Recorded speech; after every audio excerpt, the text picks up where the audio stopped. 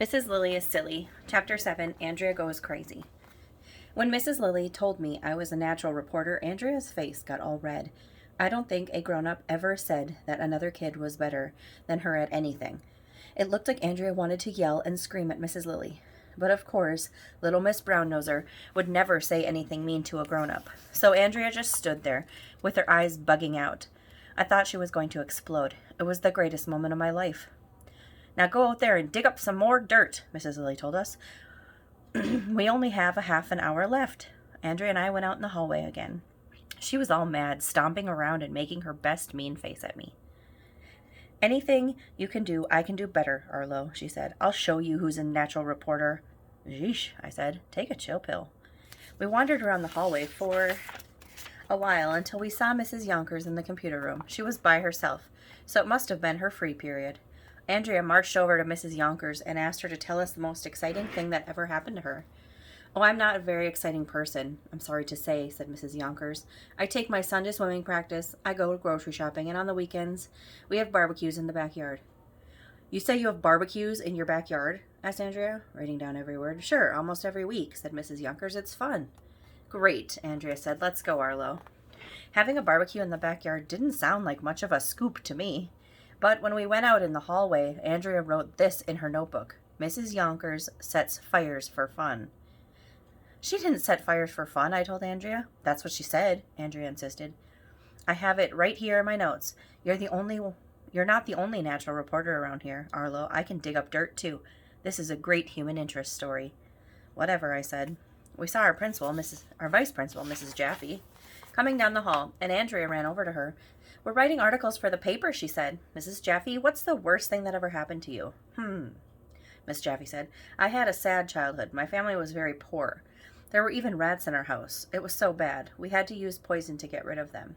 "Great," Andrea said, writing her notebook. When Miss Jaffe left, I looked at what Andrea had written.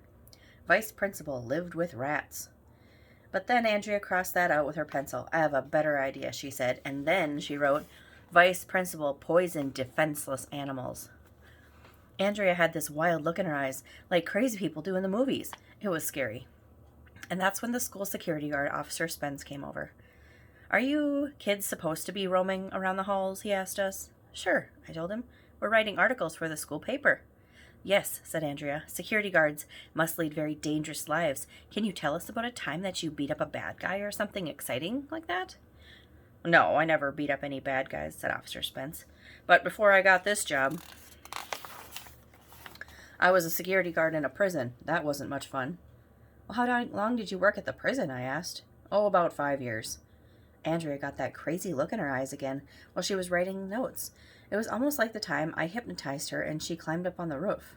When Officer Spence walked away, she showed me what she had written in her notebook. Officer Spence was in jail for 5 years. "He was not," I told her. "He was too," she insisted. "I have it right here in my notes." We went back and forth like that for a while. Andrea was getting out of control. After that, she marched up to interview Miss Coco, our gifted and talented teacher. Miss Coco told us that her car broke down the other day and she had to use somebody else's car to drive to school. So Andrea wrote in her notebook, "Miss Coco is a car thief." Then we went over to the office to interview Mrs. Patty, the school secretary. She told us a really sad story about a time her dog died in an accident when she was a little kid. But this is what Andrea wrote in her notebook: "Miss Patty, dog killer." I slapped my head. I was a little worried about all that dirt Andrea was digging up. "I'm not sure we should put those articles in the paper," I told her as we walked back to our class. "We might get into big trouble." "Oh, take a chill pill, Arlo," Andrea said. "Mrs. Lilly told us to dig up some dirt. I'm just doing what she told us to do." Andrea always does what grown-ups tell her to do. A grown-up could tell her to go jump off a bridge and Andrea would do it. What's her problem? "We should probably interview Mr. Granite," I suggested. "After all, he's our teacher." "We don't need to interview Mr. Granite," Andrea said. "I know exactly what to write about him." She wrote this in her notebook: "Third grade teacher is an illegal alien." Well, at least that one was true. Mr. Granite is from another planet.